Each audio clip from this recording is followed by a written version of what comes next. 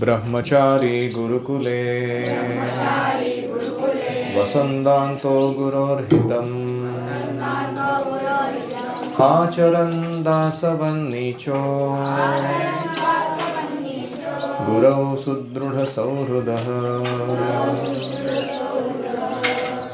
हरे कृष्णा। हम पढ़ रहे हैं servant of the servant by his holiness Tamal Krishna Goswami Maharaj. Lord Chaitanya and the previous acharyas have accepted India as their preaching field, had accepted. Chaitanya Mahaprabhu और पूर्वज आचार्यों ने भारत को अपना प्रचार क्षेत्र बनाया। The rest of the world, Prabhupada humbly explained, had been left for us to deliver. पूरा जो जगत है वो उन्होंने हमारे लिए छोड़ा है। कुछ तो सेवा करने के लिए बचनी चाहिए दूसरों को, तो इसलिए हमें उनके आदेशानुसार प्रचार करना है। लेकिन जब हम प्रचार कर रहे थे तो क्या हो रहा था? डीप्रोग्रामिंग, कृष्ण भावना को कल्ट के रूप में दिखाकर कोई बहुत ही ऐसे डेंजरस ब्रेन वॉशिंग मूवमेंट के जैसा दिखाकर, या तो जो अभिभावक हैं, बच्चों के पेरेंट्स हैं, वो केस कर रहे थे ताकि उनके बच्चे को इस्कॉन के चंगुल से छुड़ाया जाए, या फिर कुछ एक्स डिवोटीज मतलब जो भक्ति छोड़ के चले गए हैं लेकिन उनको कुछ ग्रज है भक्तों के प्रति या उनका साथ जो ट्रीटमेंट हुआ उसके प्रति, तो वो लोग भी उन डी प्रोग्रामर्स को जाके मिल गए और कहने लगे कि ये हमको ब्रेन वॉशिंग करने का काम कर रहे थे। सबको समझ में आ रहा है अभी ब्रेन वॉशिंग क्या होता है? ब्रेन वॉश मतलब किसी को ऐसे भ्रमित करा देना कुछ फिलॉसफी या कल्चर प्रदान करके कि वो तुम जो बोल रहे हो वो करने लगे, ना कि उसको जो जीवन जीना है वो जीने लगे। उसको क्या कहते हैं? Brain wash. During a deprogramming case in 1976, tried in the Supreme Court of the State of New York, Srila Prabhupada wrote me my arguments, many arguments, to use in defense of our movement. 1976 में एक डीप्रोग्रामिंग case चल रहा था। कहाँ पे? New York के supreme court में चल रहा था। वहाँ प्रभुपाद जी ने हमारे आंदोलन का जो हमारे जो संस्था का आर्ग्यूमेंट रखने के लिए प्रभुपाद जी ने बहुत अलग अलग प्रकार के आर्ग्यूमेंट्स प्रदान किए। क्या बोलना है कोर्ट में जाके, हमारे डिफेंस में क्या कहना है। Eventually the decision was given in favour of ISKCON. फिर आगे चल के वो जो कोर्ट केस था उसमें इस्कॉन के फेवर में निर्णय दिया गया कि ये कोई कल्ट नहीं है, ये कोई दूसरों का ब्रेन वॉश नहीं कर रहे हैं, ये एक ऑथेंटिक, अधिकृत, प्राचीन, एंशंट और बहुत ही समाज के हित का काम करने वाला ऐसा कल्चर है। तो ये जो वर्डिक्ट आया, Prabhupada heralded this as a landmark decision.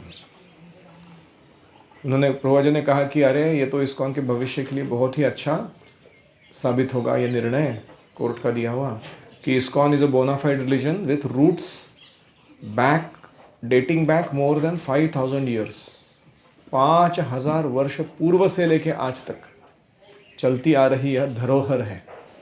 बहुत बड़ा लेगेसी चला रहे हैं लोग। तो इसलिए ये कोई अपस्टार्ट नहीं है। कल्ट मतलब क्या होता है? कोई भी एक ऊपट सुंभा आता है, वो बोलता है कि अभी आज से हम नया चालू करेंगे कुछ तिकड़ो, तो ये सब कल्ट में आता है। तो 5000 वर्ष पूर्व से कोई कर रहा है कोई कार्य। The following letter sent to me on October 30, 1976 demonstrates Prabhupada's fighting determination and presents valuable arguments against the derogatory cult image our critics have attempted to label us with. तो ये जो अक्टूबर 30 तारीख का खत है 1976 का मुझे लिखा गया, इसमें प्रभुपाद जी के जो वक्तव्य हैं वो ये कल्ट बोलने वाले लोगों के खिलाफ हम क्या क्रिटिक्स यानी जो निंदक हैं हमारे, जो डिरोगेटरी रिमार्क्स मतलब हमें नीचा दिखाने का प्रयास कर रहे हैं, उनको क्या हमने बोलना है उसके लिए आर्ग्यूमेंट्स प्रदान करता है। पढ़ेंगे आप लोग ध्यान से? Regarding the point about whether our movement is bona fide, you can use the following arguments. जहाँ तक हमारा प्रश्न है कि क्या यह संस्था बोनाफाइड, अधिकृत है कि नहीं, सही है कि नहीं, तुम मैं जो बता रहा हूँ वो तर्क बता सकते हो। पहला, Bhagavad Gita has got so many editions. Shrimad Bhagavad Gita के अनेक संस्करण बन चुके हैं पूरे जगत में। Our books are older than the Bible. Bible से भी हमारे ग्रंथ पुराने हैं, प्राचीन हैं। In India there are millions of Krishna temples. Bharat में लाखों कृष्ण के मंदिर हैं। हर गांव में जाओगे वहां मिलेगा तुमको कृष्ण मंदिर। लेट द जजेस and juries read our books and take the opinion of learned scholars and professors. जो जज है या जूरी है, जो निर्णय देने वाले लोग हैं, उनको हमारे ग्रंथों को पढ़ने दो और जाके विद्वान लोगों से बातचीत करने दो कि कृष्ण भावनामृत क्या अपस्टार्ट है, कोई नया नया चीज़ निकला हुआ है कि ये अधिकृत है। Regarding the second point about parents jurisdiction over their children, here are some suggestions. दूसरा मुद्दा जो उन्होंने उठाया है कि पालक, अभिभावक, पेरेंट्स का अपने बच्चों पर पूरा हक होता है, वो उनको कैसे कराना चाहते हैं उनका जीवन को। वो दूसरा कोई संस्था आके उसको नहीं बोल सकता कि तुम्हारे बच्चे को ये करना होगा। उसके बारे में क्या आर्ग्यूमेंट देना है? Do the parents like their children become hippies? क्या सारे बालक खुश हैं अपने बच्चों को हिप्पी बनते देख? एक उच्छृंखल व्यक्ति जो कुत्ते बिल्ली जैसा नशा, व्यभिचार और अस्वच्छ जीवन जी रहा है, क्या उनको पसंद है ये? As a parent, why don't they stop it? उसको रोकते क्यों नहीं है वो लोग? अपने ही बच्चों को बोलते हैं कि हमारा पूरा फुल जुरिसडिक्शन है उनके ऊपर, तो फिर रोक क्यों नहीं रहे गंदे काम करने से अपने ही बच्चों को? Do the parents like their children to become involve in prostitution and intoxication? वेश्यावृत्ति या नशा करना, इसमें फंसे हुए अपने बच्चों को देख क्या उनको सुकून मिल रहा है, अच्छा लग रहा है? Y don't they stop this? अगर जुरिसडिक्शन है तुम्हारा इनके ऊपर बच्चों के, क्यों बंद नहीं करते तुम अपने बच्चों को बिगड़ने से? When the government takes the children for the draft, neither the parents nor the children like it. कभी कभी गवर्नमेंट को युद्ध होता है तो जबरन सैन्य भर्ती कराते हैं, तरुण युवकों को पकड़ते हैं और किस में डाल देते हैं? आर्मी में डाल देते हैं, नेवी एयरफोर्स में डाल देते हैं। उस समय ना पालकों को अच्छा लगता है ना उन बच्चों को भी अच्छा लगता है। The question should be raised, there are so many man over 30, are they brainwashed? तो जब रिक्रूटमेंट होता है आर्मी का, तब ये पेरेंट्स क्यों नहीं बोलते हमारा जुरिसडिक्शन है बच्चे के ऊपर? तब तो जाने देते हैं उनको, बच्चों को मरने के लिए युद्ध भूमि पर। तो अच्छे काम के लिए क्यों ना दे? क्योंकि उन्हें पता है कि देश का काम है। ठीक है बच्चा जा। ऐसे ही भगवत भक्ति करना ये सारे समाज के हित का काम है, अगर कोई बच्चा कर रहा है तो इसलिए उन्हें जाने देना चाहिए उनको। तो प्रश्न ये उठाया जाना चाहिए, इतने सारे लोग हैं जो 30 उम्र के ऊपर के हैं जो हमारे संस्था में, 30 के ऊपर वाले बहुत लोग हैं कि नहीं? क्या all they are all brainwashed? तुम बोल रहे हो कि तरुणों को ब्रेन वॉश कर रहे हो तुम लोग। अभी इनको खुद का अकल नहीं है क्या? 30 के ऊपर वाले जो लोग बैठे हैं हमारे संस्था में, क्या इनको भी ब्रेन वॉश कर दिया हमने? इनको अपना अकल है ना, अपना जीवन कैसे जीना चाहिए? It may be a minority in your country but in other places it is the majority. तो भक्त बनना ये माइनॉरिटी दिख सकता है, और अमेरिकन जैसा जीवन जीना, नशा, व्यभिचार, मांस खाना, जुआ खेलना वाला, वो वाला जीवन जीना, ये मेजॉरिटी लग सकता है। मतलब भक्त बहुत ही कम है संख्या में और ये नियम तोड़ने वाले लोग बहुत ज़्यादा है संख्या में। तो इससे क्या सिद्ध होता है कि माइनॉरिटी गलत है, उनको मेजॉरिटी को फॉलो करना चाहिए, ये बताना चाहते हो तुम? The diamond sellers caters to a minority. हीरे बेचने वाले लोगों का जो कस्टमर का बेस है वो बहुत ही माइनॉरिटी है। कितने लोग आते हैं हीरा खरीदने के लिए? लाखों में एक कोई व्यक्ति जाता है हीरे की दुकान में। Why are they allowed to sell? फिर अगर वो माइनॉरिटी है हीरा खरीदने वाले लोग या हीरा बेचने वाले लोग, तो इनको माइनॉरिटी को मेजॉरिटी के जैसा जीना चाहिए, है कि नहीं? तो इनको क्यों बेचने का परमिशन दे के रखा है आपने डायमंड्स को? Always when there is something valuable only a minority will be able to purchase. कोई चीज़ बहुत कीमती होती है तो उसे कौन खरीद सकता है? माइनॉरिटी। बहुत ही कम लोग खरीदते हैं उस चीज़ को, है कि नहीं? Our books are not commercial, they are religion and philosophy. हम कोई व्यावसायिक पैसे कमाने के लिए पुस्तक नहीं बेच रहे हैं, वो धर्म और तत्वज्ञान के बारे में पुस्तकें हैं। They are now feeling the weight of this movement. अभी उनको समझ में आ रहा है कि इस आंदोलन का वजन क्या है, पूरे जगत पे क्या प्रभाव डाल सकते हैं हम लोग। They thought this people would come and go, but now they see we are staying. पहले उनको लगा ये हरे कृष्ण वाले भी आएंगे और चले जाएंगे, इनका कुछ चलने वाला नहीं, दाल गलने वाली नहीं इनकी अमेरिका में, ऐसे उनको पहले लग रहा था। अभी उनको समझ में आ रहा है अरे ये तो पूरे हमारे युवक वर्ग को ही प्रभावित कर रहे हैं, सारा अमेरिका का रुख बदल रहे हैं। तो अभी उनको समझ में आ रहा है कि ये इधर रहने वाले हैं ये लोग अभी बहुत देर तक। Now we have set fire. ऐसा लग रहा है मानो हमने आग लगा दी हो।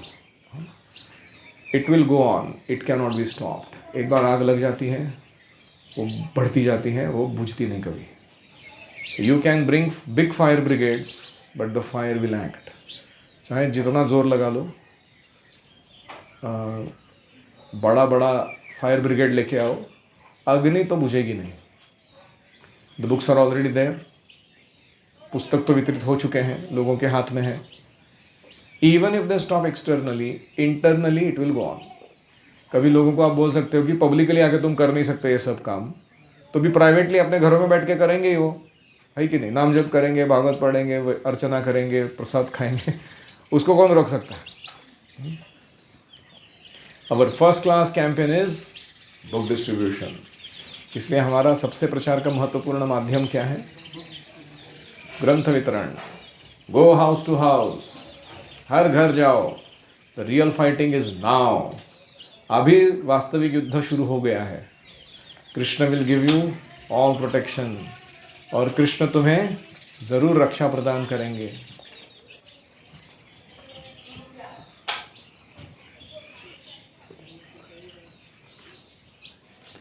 सो chant Hare Krishna and fight. Hare Krishna का जप अच्छा करो, कीर्तन करो और युद्ध करो माया के खिलाफ।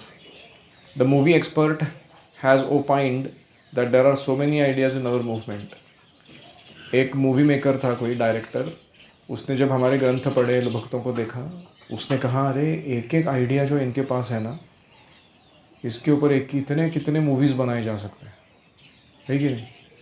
जैसे कर्म का नियम, आत्मा का अस्तित्व, पुनर्जन्म, भगवान का धाम, भगवान की लीलाएं, समाज के पुनरुत्थान के लिए वर्णाश्रम की निर्मिति या सिस्टम डिज़ाइन। कितने सारे कॉन्सेप्ट्स हैं हमारे पास। एक एक टॉपिक लिया किसी ने तो वो उसके ऊपर पूरा मूवी बना के दिखा सकता है कि देखो this is how you do things in life. Get some Indian professors opinions. जाके खास करके भारतीय जो प्रोफेसर्स हैं जिनको कृष्ण भावना पहले से मालूम है, उनके कुछ मत लेकर आओ। Get a list of standing orders from Indian universities. Bharat के यूनिवर्सिटीज से भी स्टैंडिंग ऑर्डर्स लेके आओ हमारे पुस्तकों को बेचने के लिए। Take this opportunity for being well advertised. अच्छा मौका है हमारे संस्था का विज्ञापन, एडवर्टाइजमेंट करने के लिए। दे आर अफ्रेड, वो लोग डरे हुए हैं। So many young man are being affected. इतने सारे तरुण लोग जाके सम्मिलित हो रहे हैं इस हरे कृष्ण आंदोलन में, उनके ऊपर परिणाम हो गए। They have rightly said it is an epidemic. सही बोला उन्होंने कि ये क्या है? महामारी है, एपिडेमिक। कृष्ण भावना क्या है? महामारी। जैसे वो कोरोना आया था वैसे वो एपिडेमिक बोल दो। तो अच्छा उदाहरण दिया उन्होंने, पूर्वपद बोल रहे। हाँ, हम अच्छा टाइप का महामारी है हम लोग, सब जगह फैलेंगे हम। Let all the Indians say that this is bona fide. सारे भारतीय लोग बोलेंगे कि नहीं, ये कृष्ण भावना जो पढ़ा रही है स्वामी जी, बड़ा सही अधिकृत काम कर रहे हो भक्ति का प्रचार। Have profuse testimony. लोगों से उनके हमारे बारे में अच्छे मत जमा कर कर लेकर आओ बहुत मात्रा में, लिखित स्वरूप में या ऑडियो वीडियो स्वरूप में। उसको टेस्टिमनी बोलते हैं। Collect testimony in London and Toronto. London में कलेक्ट करो, टोरंटो में कलेक्ट करो, जहाँ जहाँ प्रचार है हमारा। Collect opinions that this is a bona fide Indian culture. लोगों से लिखवा कर लो मत कि हम ये जो पालन कर रहे हैं भारतीय संस्कृति का अधिकृत कार्य है। This same attack came in Germany. Germany में भी हमारे ऊपर यही आक्रमण किया गया था। By propaganda you can not suppress the truth. तुम कितना भी प्रोपोगंडा करो, गलत प्रचार करो, तो भी तुम सत्य को दबा नहीं सकते। You can not suppress fire by propaganda. आग को गलत प्रचार से बुझाया नहीं जा सकता। Now we have become more strong to defend. हमें और दृढ़ बनना होगा, शक्तिशाली बनना होगा हमारा खुद का बचाव करने के लिए, खुद की रक्षा के लिए। The fighting has become acute. मारामारी जो है वो क्या हो गई है, अभी बड़ी संघर्षमय हो गई है। But if you stick to the regulative principles, Krishna will give you all strength. अगर आप 4 नियम 64 भक्ति के तत्व ढंग से पालन करोगे तो कृष्ण तुम्हें ज़रूर शक्ति प्रदान करेंगे। What ever is done by Krishna's mercy. जो भी किया जा रहा है वो कृष्ण की कृपा ही है। They are afraid that a different culture is conquering over their culture. उनको डर लग रहा है कि उनका जो सभ्यता असभ्यता थी उसके ऊपर कोई दूसरा सभ्यता आके हावी हो रहा है। परम दृष्टवा निवर्तते, दैट इज़ नेचुरल। अगर लोगों को ऊंचा स्वाद प्राप्त हो जाएगा तो नीचा स्वाद को छोड़ देंगे वो, ये स्वाभाविक है। If someone find something better he will give up the old. How can he stop. अगर किसी को कोई अच्छा चीज़ प्राप्त हो जाता है तो पुराना बकवास चीज़ को वो छोड़ देता है। इसको कौन रोक सकता है। It is a fight, do not be afraid. ये एक युद्ध है, डरो मत, लगे रहो। Any reflections?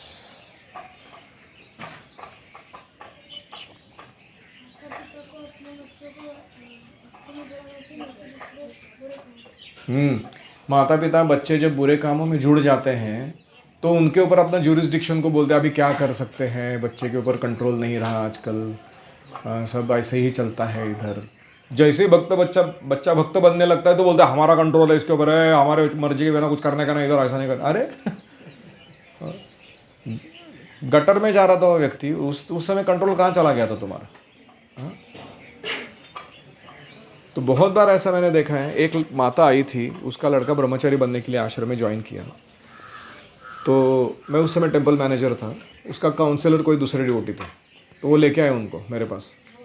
वो माता क्या बोली पता है, मेरा बच्चा वेश्या के पास जाएगा मुझे चलेगा, दारू पिएगा चलेगा, वो जो भी गंदे काम करना है ड्रग्स वग्स लेगा चलेगा, लेकिन हरे कृष्णा नहीं बनना चाहिए वो। मैंने वो माता को बोला आप क्या बड़बड़ कर रहे हो, आपको खुद को सुनाई दे रहा है क्या, क्या बोला है आप, are you hearing what you are talking.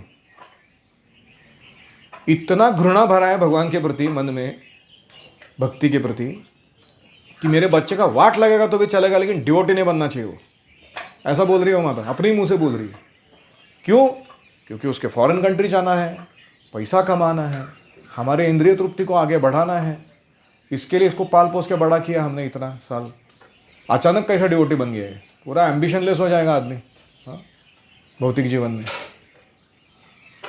तो मैंने भी फिर आओ देखा ना था, बोल ही दिया उसको। मैंने बोला माता आपका डर क्या है कि आपका बच्चा आपका नहीं रहा, आपका डर क्या है आगे जाके आपके भौतिक या जो भी खुशहाल जीवन में वो भाग नहीं लेगा, आपको मदद नहीं करेगा। मैं आपको आश्वस्त करता हूँ, इसको ट्रेनिंग लेने दो। कुछ दिनों के बाद इसको सब समझ में आएगा ना, फिलॉसफी क्या है, कल्चर क्या है, माता पिता के साथ कैसे डील करना है, समाज के साथ कैसे करना है, जॉब के साथ क्या करना है, अपने आप ये सब बराबर करेगा। अभी इसका सब हिला के रखा है अपने सिस्टम, सालों साल इसको कोई ट्रेनिंग नहीं, ना ये आपकी कदर करता है ना देश की कदर करता है। ना ये भक्ति में भी किस लिए आया है? क्योंकि इसको बचना है भौतिक जगत के दुखों से या संघर्ष से। हाँ, ऐसे लड़के को कौन किस अच्छे काम में लगा सकता है? तो थोड़ा समय जाने दीजिए, सब ठीक हो जाएगा। तो कभी कभी पेरेंट्स को भी बोलना पड़ता है मुंह पे उनके, कि आपका जो सोच है वो सही नहीं है। अब एक एंगल से देख रहे हो, बाकी 10 एंगल है उस चीज़ के। उसका क्या? 10th में मार्क कैसे आएंगे, वो एंगल तुमको दिख रहा है। वो बच्चे का चरित्र किधर जाएगा, वो एंगल नहीं दिख रहा है। उसको क्या कुसंग मिलेगा, उसके स्किल लेवल कितने डाउन हो जाएंगे, उसका अभी का स्टैंडर्ड्स कैसे मेंटेन नहीं रहेंगे, उसका हेल्थ का क्या होगा, उसका दिनचर्या कहाँ चला है, बाकी कितने सारे टॉपिक्स हैं। अगर तुमको निकालना ही है कि हित क्या है अहित क्या है किसका, तो सारी दिशाओं से विचार करके देखोगे तो समझ में आएगा। तुम अगर एक ही गेज लगा के बैठे हो, मीटर पट्टी तुम्हारा, 10वीं में मार्क्स कितने आए, 12वीं मार्क्स कितने आए, ये क्या मौज पट्टी है तुम्हारा? और इतने सारे मार्क लेके आए हुए लोग हैं, बैठे निठल्ले बैठे हो लोग। 10वीं 12वीं टॉपर्स थे वो, इंजीनियरिंग करके और मेडिसिन लेके सब डिग्रियां लेके बैठे हुए। मेरे ब्रह्मचर्य आश्रम में झाड़ू मारा था एक लड़का। मैंने उसको पूछा किधर से आया बच्चा, बोला इंजीनियर हूँ मैं। रियली? मुझे ऐसा लगा कि मैंने सही चॉइस किया मेरे लाइफ में भक्ति में आके उसको उसके सुनने के बाद मैंने बोला क्यों, क्या हुआ? बोला 2-3 दिन मैंने, कंपनी ने मेरे को पिंक शीट दे दिया, निकाल दिया जॉब से।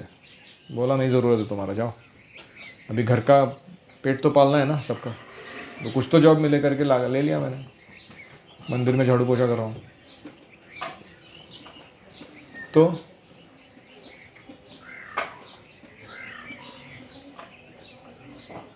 बड़े आए करियर डेवलपमेंट दिखाने वाले। करियर डेवलपमेंट तभी होता है जब हम कृष्ण का साथ देते हैं। Krishna will set you right materially and spiritually. योगक्षेमम वहामी अहम, पर्सनली केयर करेंगे वो, तुमको कैसा रहना चाहिए, क्या करना चाहिए सेवा। ये तो माया तो नाच नचाने के लिए ही बैठी है, सबको अलग अलग एम्बिशन मन में डाल देती है। वो उस भूत के चढ़ गया एक कोई, तो उसके पीछे लगता है वो आदमी, उसके एंड में उसको समझ में आता है सब बकवास ही था ये। इतना सारा मैंने मेहनत किया, वो इतना पैसा कमाना, शोहरत कमाना, ऐसे लोग जमा करके रखे मैंने अपने आजू बाजू जो मेरे से प्रेम ही नहीं करते, वो ईर्ष्या द्वेष करते रहते मेरे से। That is called corporate culture and you are lonely at the top, उसको बोलते हैं। सबसे टॉप पोजीशन पे व्यक्ति लेकिन अकेला है, कोई उसको घास डालने वाला नहीं है।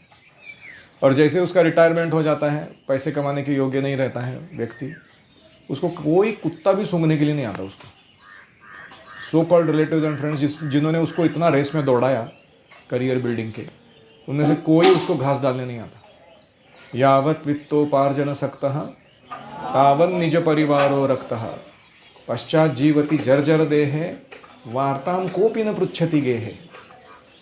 जब तक पैसे कमाने का क्षमता है तब तक घर के लोग पूछते हैं कैसा है, आज तबीयत ठीक है ना, तुमको कुछ चाहिए। क्यों? क्योंकि तुम हमारे लिए पैसा कमा रहे हो। तुमको कुछ हो गया तो हमारा दाना पानी नहीं रुक जाएगा, इसलिए पूछते हो लोग। यावत वित्तोपार्जन सकता तावन निज परिवारो रखता है। बस जब एक बार रिटायर हो गया, पैसा कमाने का सब सिस्टम चला गया, पश्चात जीवती जर्जर देह, अपना जर्जर देह लेके अकेला जीता रहता है वो, बूढ़े बैल के जैसा या बूढ़ी गाय के जैसा, कोई पूछता नहीं उसको। वार्ताम कोपी न पृच्छति गेहे, कोई घर का एक व्यक्ति आके उसको पानी भी नहीं पूछता है चाहिए क्या, जितना भाव दे रहे थे उसको पहले। तो इसलिए we have to have a realistic view of our own life. हाँ, माता पिता बंधु भगिनी कोणी नपवती निर्वाणी इष्टमित्र सज्जन सखे हे तव सुखाची मांडणी येथे कोणी सोडवेना एका सद्गुरु वाचोनी। सबको जमा करके रखा है तुमने, माता पिता बंधु भगिनी इष्ट मित्र सज्जन सखे। हाँ? कोई तुम्हारे मृत्यु के टाइम काम नहीं आने वाला है। Nobody is going to save you at the moment of death. एक तुम्हारे सदगुरु, वही तुम्हारे काम आएंगे, जिन्होंने तुमको स्पिरिचुअल लाइफ सिखाया, पाल पोस के बड़ा किया, स्पिरिचुअल लाइफ में ट्रेनिंग दिया कि चेतना को कैसा रेडी रखना है डेथ के लिए। वही व्यक्ति तुम्हारे बचाव के लिए आएंगे उस समय, दूसरा कोई काम नहीं आने वाला। तो let everybody make their own decisions. उनको क्या चाहिए? उनको नहीं भक्ति चाहिए, दादागिरी तो हम कर नहीं रहे। जैसा है कुछ लोग हमारे यहाँ रहने वाले भक्ति नहीं करना चाहते, जेन्युइनली नहीं करना, तो वो तो उनके माता पिता ने बोला करके रह रहे वो लोग। Hare Krishna, move on. If not this lifetime, another lifetime, बहुनाम जन्मनाम अंते ज्ञानवान माम प्रपद्यते। जब कभी ज्ञान आ जाएगा अपने आप भक्ति में, है कि नहीं? तो ये हो गया from parents point of view. Any other reflection? Keshav ji. हाँ, हरे कृष्ण महामंत्र जप करना कभी नहीं छोड़ना है, रेगुलेटरी प्रिंसिपल्स फॉलो करना कभी नहीं छोड़ना है, तो हमें कृष्ण बल देंगे इस संघर्ष को अच्छा चलाने के लिए। अगर ये काम हम ढंग से नहीं करेंगे, जब ठीक से नहीं करेंगे, नियम पालन नहीं करेंगे, तो हम वीक हो जाएंगे, बलहीन हो जाएंगे।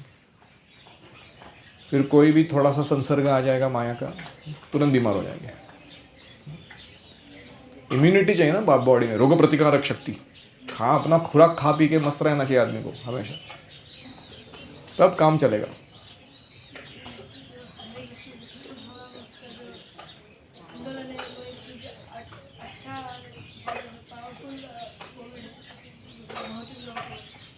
हाँ, ये भवरोग को काउंटर करने वाला कृष्ण प्रेम रोग है।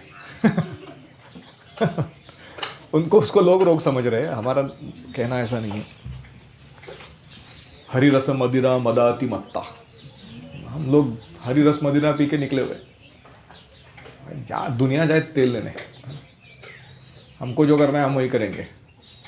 हम दुनिया के सुनते बैठेंगे तो कहाँ, ना घर के ना घाट के, कहीं का नहीं रहेंगे हम लोग। इसलिए अच्छा क्या है, गुरु की सुनो। वो तो तुमको चीट करने नहीं आए। प्रभा जी ने किसी को चीट किया अपने लाइफ में? नहीं।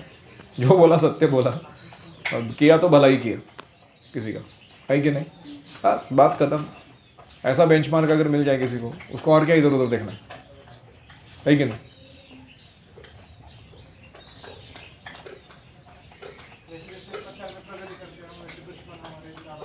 जैसे प्रचार बढ़ता है वैसे दुश्मन भी बढ़ते हैं। अपोजिशन आता है, इसका मतलब है कि हम सक्सेसफुल हो रहे हैं। यश प्राप्त किए इसलिए अपोजिशन आ रहे हैं। नहीं तो कोई सालों से कुछ कर रहा है, उसको कुछ अपोजिशन ही नहीं आ रहा है, समझ लेना चाहिए कि कुछ ज़्यादा प्रगति नहीं हुआ है।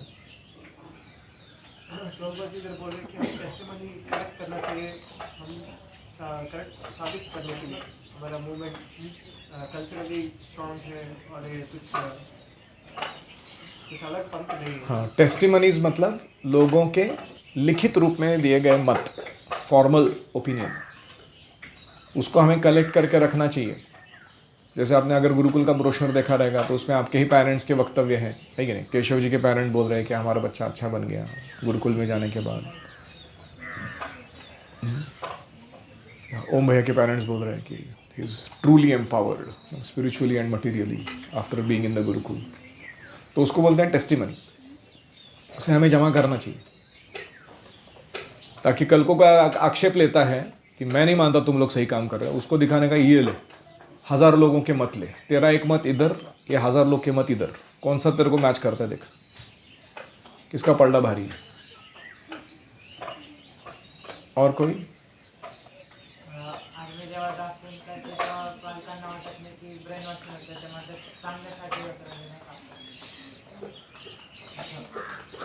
आर्मी जेव्हा रिक्रूट करते, ड्राफ्टिंग करते, तेव्हा पालक देतात आपल्या मुलांना, तेव्हा ते म्हणत नाहीत की तुम्ही कशाला त्यांना ब्रेन वॉश करून चुकीच्या कामाला लावताय, क्यों हमारे बच्चों को बिगाड़ रहे हो सैन्य भर्ती करके, ऐसा कोई पूछता नहीं है। ये कृष्ण और माया के बीच का युद्ध चल रहा है, इसमें हम रिक्रूट कर रहे हैं लोगों को। अभी एक उस समय का प्रॉब्लम क्या था पता है इस्कॉन का? वो प्रॉब्लम नहीं था, वो उस समय की ज़रूरत थी, वो कि everybody who joined became a full time devotee.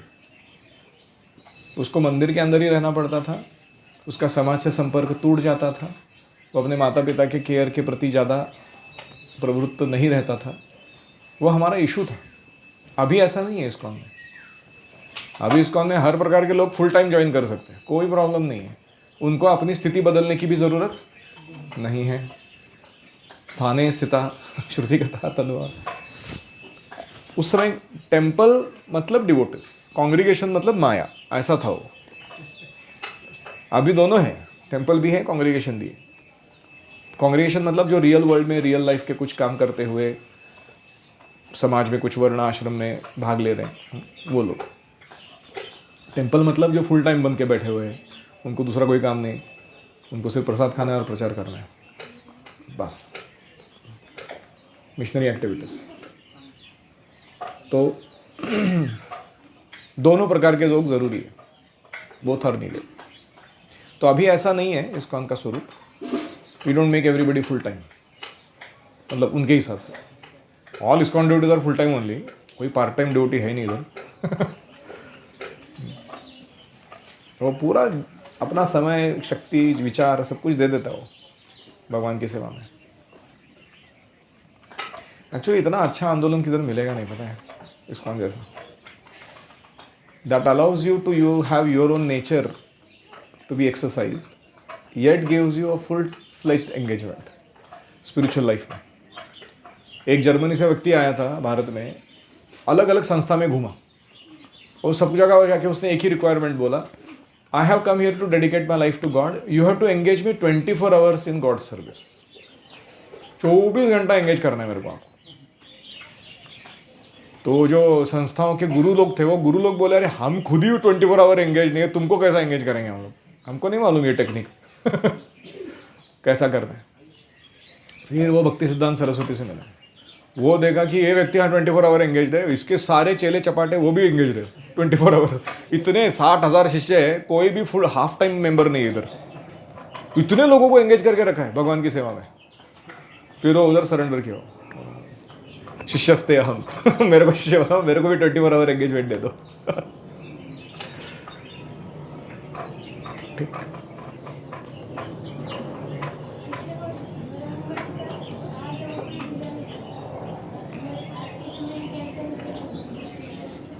हाँ, हमारी मूवमेंट एक आग के समान है, इस आग को बुझाया नहीं जा सकता, इसको कंटेन नहीं किया जा सकता, ये फैलेगा। इसका अर्थ सरल भाषा में यह है कि हम नुकसानदायक आग नहीं है, हम अच्छी आग है, एक ऐसी आग जो लोगों को उनके आध्यात्म जीवन में प्रवेश करा देती है। और कोई माइनॉरिटी मेजॉरिटी का याद है कुछ? क्या बोला था? मायनॉरिटी मध्ये भक्त का म्हणजे भक्त कडक आणि मेजॉरिटी जे असभ्यता आहेत किंवा तर मग मायनॉरिटी कधी पण चुकीची नसते। हाँ, माइनॉरिटी क्योंकि वो नंबर में कम है, इसका मतलब ये नहीं कि वो गलत है। हो सकता है कि वो लोग सही काम कर रहे हैं,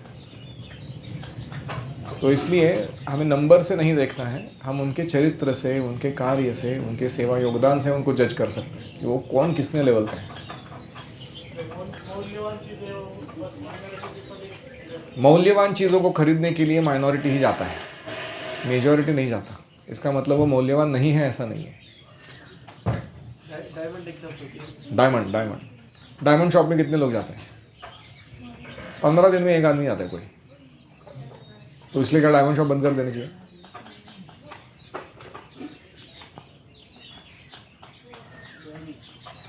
और कोई? एक लास्ट था कि परम दृष्ट्वा निवर्तते, how will we conquer the world? हम दुनिया को जीतेंगे कैसे? By giving people higher taste. ये सॉल्यूशन है। देखो, गुरुकुल में अभी फ्री टाइम चल रहा है, नॉन एकेडमिक। अगर आपको ऊंचा स्वाद नहीं मिलेगा ना, आप बोर हो जाओगे इधर, है कि नहीं? आपको लगेगा कि एक्साइटमेंट किधर है लाइफ का, अभी इधर रूटीन हो गया सब। लेकिन ये बात हमें समझनी चाहिए कि आपको एक्साइटेड रखना ये केवल आपके गुरुजनों का ड्यूटी नहीं है, आपका खुद का भी है। आपको खुद को ढूंढना चाहिए ऐसे चीज़ों को जो आपको एक्साइट करते हैं और आपको खुश रखते हैं आध्यात्मिक जीवन में। सबका अपेक्षा रहता है कि वो सामने वाला व्यक्ति करे, बस वो सब डांस करके दिखाए, सर्कस करके दिखाए, हम लोग ऐसा बैठ के देखें, एक्साइट करो हमको। ये क्या मनोरंजन चल रहा है क्या इधर कोई?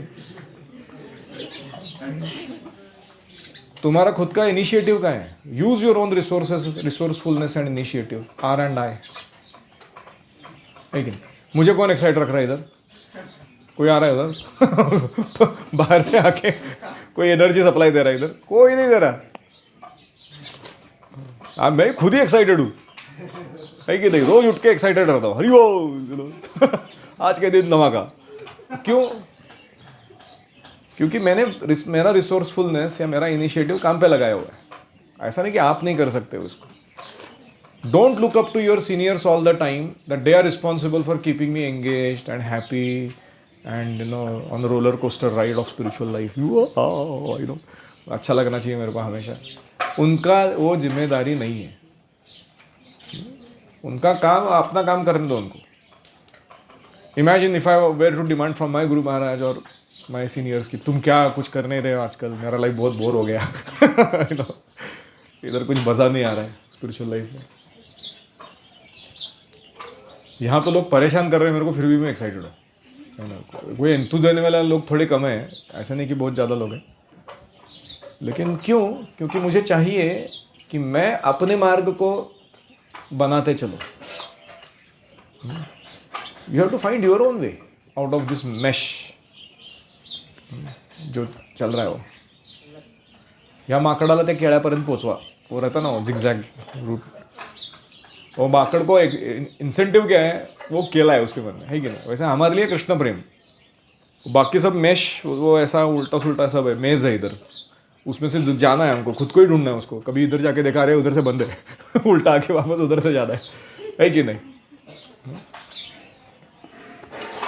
तो as long as the goal is clear in your head, everything will be exciting to you. जैसे तुम्हारा हट जाएगा मन उस पे से, तो तुमको लगने लगेगा कि everybody is doing, not doing what they are suppose to be doing for me. How can I be in spiritual life? So परम दृष्टवा, you have to get your own higher taste, find it out and enjoy spiritual life nicely. किसी ने रोक के नहीं रखा है तुमको, तुमने खुद को रोक के रखा है. हमारा हालत ऐसा है कि we are in the midst of अमृत प्रतिपदम पूर्ण अमृत आस्वादनम and we are miserable and we are searching enjoyment outside of bhakti. इतना एंगेजमेंट ना, इतने अपॉर्चुनिटीज, इतने सुविधा, इतने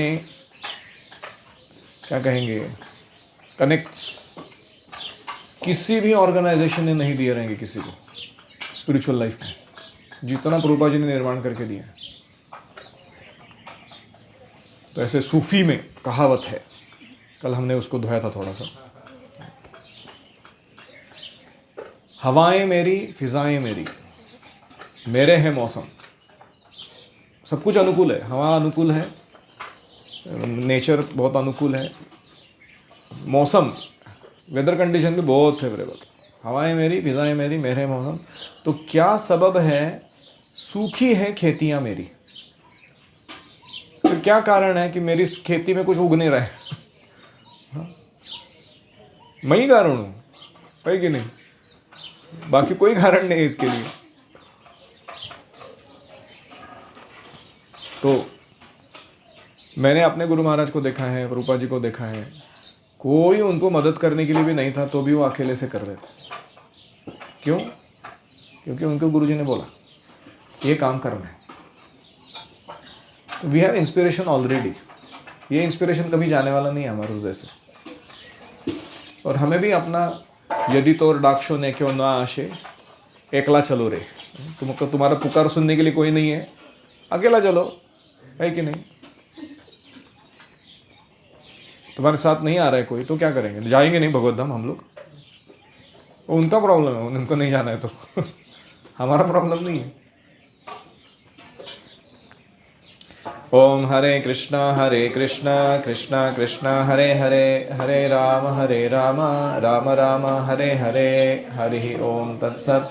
श्रील प्रभुपाद की जय.